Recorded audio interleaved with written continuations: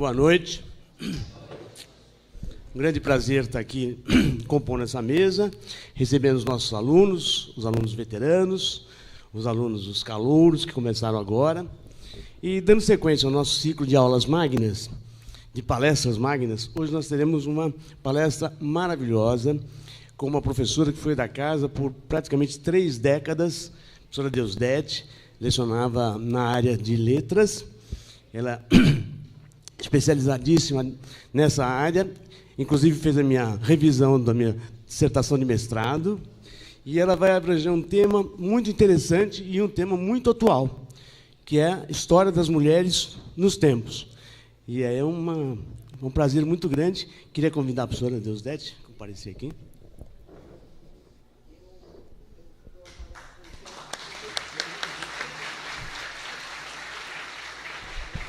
Como não temos muito formalismo, eu vou passar o microfone para ela e vou sentar para assistir também, tá bom?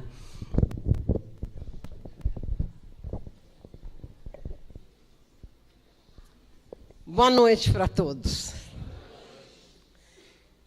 Vocês não podem imaginar a minha alegria, a minha felicidade hoje, ao adentrar essa instituição, que é referência em Osasco, na região, em São Paulo, e onde eu trabalhei por 34 anos como professora de português, língua portuguesa, redação empresarial, redação jornalística,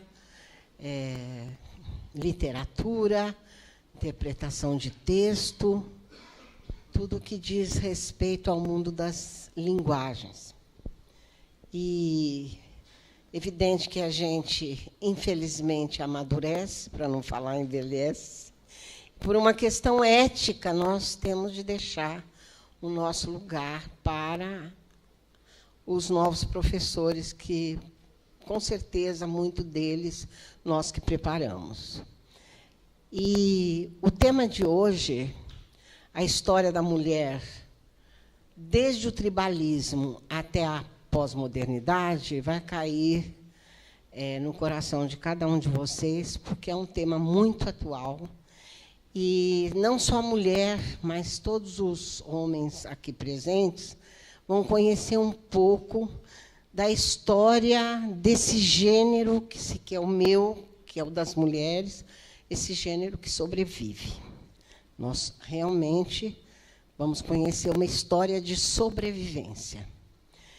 E eu vou falar um pouco da minha formação, para vocês terem ideia de com que cartas vocês têm em mãos, né? Eu me formei no interior de São Paulo, em Santa Rita do Passa Quatro, professora do ensino fundamental. Mas eu era muito boa aluna de línguas, eu gostava muito, eu me sobressaí em francês, e o meu sonho era fazer letras em São Paulo. Quando, na década de 60, havia só 3 universidades em São Paulo. A Universidade de São Paulo, a Universidade Católica e Mackenzie, que, na minha área de letras, oferecia apenas 20 vagas. Então, formavam-se poucos professores ao longo de 4 longos anos. E, felizmente, eu pude cursar letras neolatinas e consegui habilitação em português, francês, latim, espanhol e italiano. E poderia lecionar nos colégios públicos português, latim e francês. Aí, quando eu chego a Osasco, quando eu chego a São Paulo, precisando trabalhar, eu soube que aqui em Osasco, hoje é um progressista bairro, que é o bairro do Jardim da Abril, mas, quando eu cheguei, eu soube que aquele bairro que era considerado ainda um vestígio da fazenda dos Bonfilholi, precisava de professores que fossem campear crianças, porque o governo tinha criado uma escola, que era o Grupo Escolar Rosa Bonfilholi, no Jardim da Abril, criou a escola, mas não criou o prédio. Então, o diretor designado aproveitou uma cocheira, porque ela tinha um formato de ferradura, e a cada 2 casinhas de cavalo, ele preparou uma salinha de aula, e eu soube que ali havia muita dificuldade de encontrar professores, porque só havia essa escola, uma padaria, uma casa de material de construção e algumas casinhas, uma aqui, outra lá, outra ali, outra alhures. E lá fui eu, pedi encarecidamente que me desse esse emprego, porque eu precisava pagar os meus estudos. E, durante 6 anos, eu alfabetizei crianças nesse bairro, que hoje é um progressista bairro, e, enquanto isso, eu cursava o curso dos meus sonhos, né? E, formada depois em letras, eu continuei em Osasco. Então, Santa Rita é minha cidade natal, meu berço por nascimento, mas Osasco passou a ser minha cidade eleita do coração, porque eu sempre permaneci aqui como professora. Então, eu continuei como professora de francês aqui em Osasco, fiquei 15 anos dando aula de francês aqui e em Carapicuíba. E depois, quando o governo tira o francês da grade curricular, o que foi uma pena, eu mergulhei em língua portuguesa, que era o grande ideal de quem estuda letras, né? Nos aprofundarmos no nosso bem maior, que é a nossa língua, porque é a nossa identidade. E daí eu continuei dando aula aqui no Vicente Peixoto como professora efetiva, o ITO, que me aceitou como professora de língua e literatura, o antigo Instituto Tecnológico de Osasco, que foi um dos mais importantes do Brasil. Eu lá lecionei português, língua e literatura por 30 anos, formei muitos alunos, e depois fui convidada, e pela mão de um juiz, doutor Trajano Bernardes, que Deus o tenha, eu fui trazida a Fiel, já fazendo meu primeiro mestrado, e sempre nessa área de língua portuguesa. A minha dissertação sempre foi na esfera da poesia. Então, mais ou menos, é essa a minha formação. Além disso, como eu ia lidar com alunos, eu fui fazer habilitações pedagógicas na Universidade de Guarulhos, na Universidade Católica de Itu, e completei algumas habilitações na área de pedagogia. Mais tarde, eu fui fazer especialização na Casper Líbero, porque eu já dava aula para o jornalismo aqui, para os jornalistas. Então, sempre muito atuante, escrevendo muito. Hoje, vocês vão, inclusive, ganhar livros de minha autoria, para quem trabalha em empresa, que vai prestar concurso, né? Ali está o Manual Prático de Redação Empresarial de minha autoria, que já está na 4ª edição, e ali vocês encontram desde textos, gramática, linguagens, exercícios e a redação, todas as redações que uma empresa exige. Não só como se faz, mas eu deixo ali o modelo para que vocês não façam feio ao trabalhar na empresa. Então, quem trabalha em empresa e tem esse livro na gaveta, tem uma dúvida em casa, está lá. Tem uma dúvida como se faz uma certidão negativa, está ali. Um edital, porque às vezes a empresa precisa que a secretária escreva um edital, e ela se pergunta, né, meu Deus, cadê o edital? Está ali no livro que vocês hoje serão contemplados. E agora, então, nós começamos a nossa história da mulher. Eu vou discutir 2 termos antes de começar. O termo empoderamento, que vai fazer parte das palavras-chave, e o termo feminicídio. Empoderamento não pode ser considerado um neologismo, uma palavra nova, porque o grande valor de empoderamento feminino esteve com a mulher quando lhe permitiram ter acesso aos livros. Demorou muito isso. Feminicídio é um neologismo. Porque muita gente pensa que homicídio é o assassinato do homem. Não tem nada a ver. Homicídio é o assassinato do ser humano, homem e mulher. Homicídio ali vem de humanitas, de homines, que quer dizer humanidade. Então, talvez para não falar assassinato de mulher, cria-se esse novo neologismo, esse neologismo, que é a palavra feminicídio, mas, por favor, vocês tenham a certeza de que, quando se fala em homicídio, tanto faz para homem como para mulher, certo? Então, vocês vão ver como nós, mulheres, as mulheres que estão aqui presentes, tivemos uma oportunidade muito grande nos tempos primordiais, que é o que eu vou falar agora,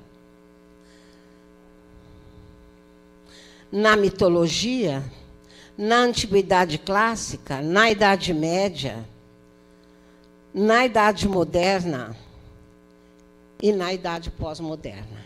Então, nós vamos tratar da história da mulher através desses tempos aí. Então, vocês imaginam que grande quantidade de conhecimento e de cultura vocês levarão hoje dessa palestra, não é? Nos tempos primordiais,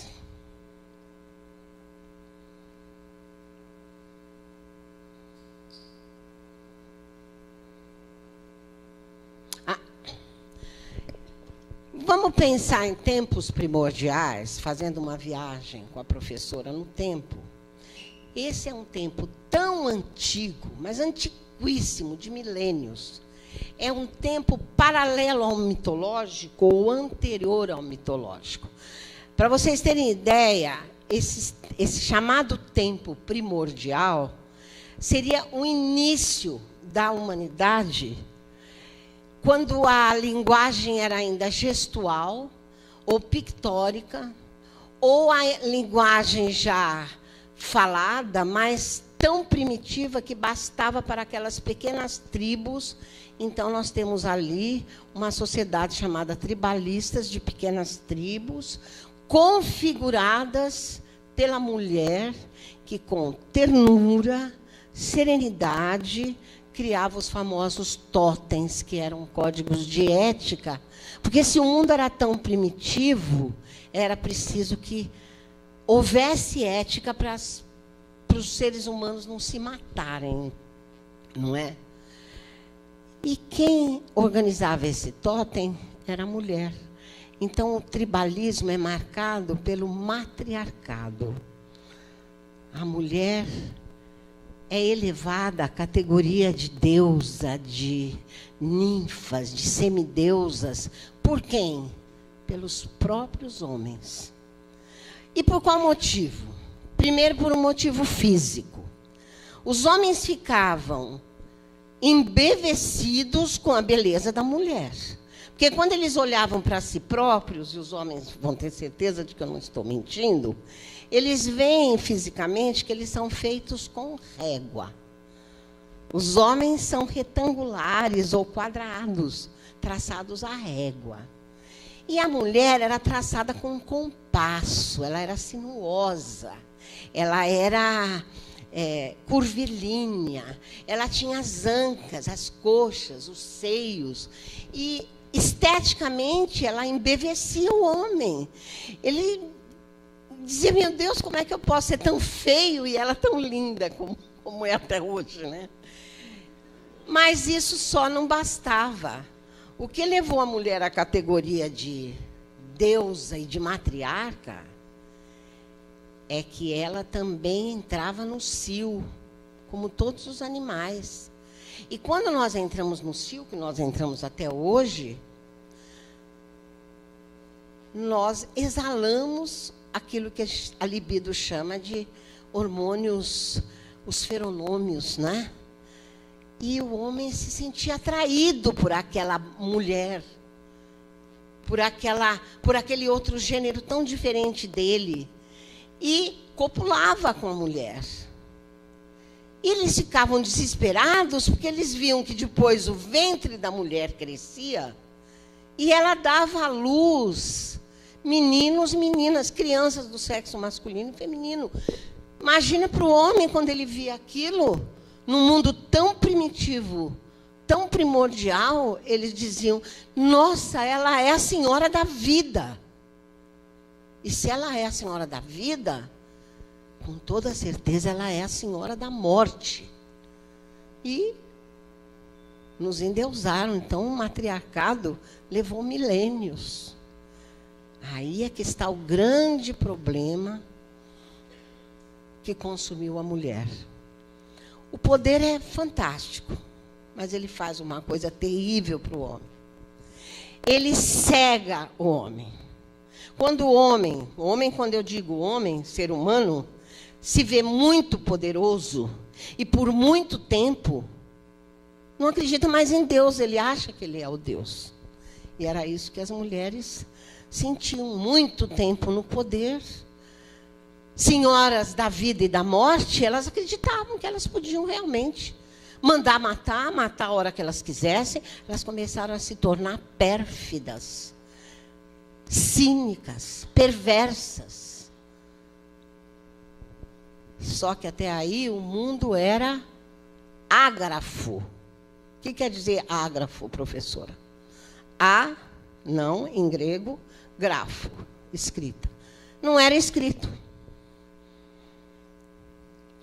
Quando os homens não suportavam mais aquela tragédia imposta pela mulher, que se sentia senhora da morte mais do que senhora da vida, eles se juntaram para tirar esse poder da mulher e conseguiram. Porque em força física, nem tentem se comparar ao homem. E quando eles tiram o poder da mulher, fatalmente para nós, descobre-se a escrita. O alfabeto levou para a humanidade, como forma de linguagem humana, o alfabeto levou 7 milhões de anos para ser criado. Antes disso era gestual, a linguagem, era mímica, era pictórica. E justamente quando se cria a escrita, o homem está tomando poder. Fatalidade para nós. Porque a hora que se pôde escrever a história, quem escreveu a história da mulher não foi a mulher, foi o homem sob a perspectiva masculina. E aí ele configurou a mulher de maneira que ele consolidasse, chancelasse o poder dele, que é um poder exercido até hoje. Por quê? Porque ele não teceu uma trama positiva sobre nós. Vocês podem ver, se a gente voltar um pouquinho no tempo, quando nós vamos aos mitos hebraico-cristãos, nós encontramos o mito de Adão e Eva. Nós sabemos que a cultura no Brasil tem por base, a base da nossa cultura é ocidental. E nessa base ocidental nós temos duas grandes forças. De um lado, a cultura hebraico-cristã, e de outro, a cultura greco-latina, que foi a mais importante cultura do Ocidente até hoje. Então, se eu vou lá no mito hebraico-cristão, vocês vão ver qual foi a configuração da mulher em Eva.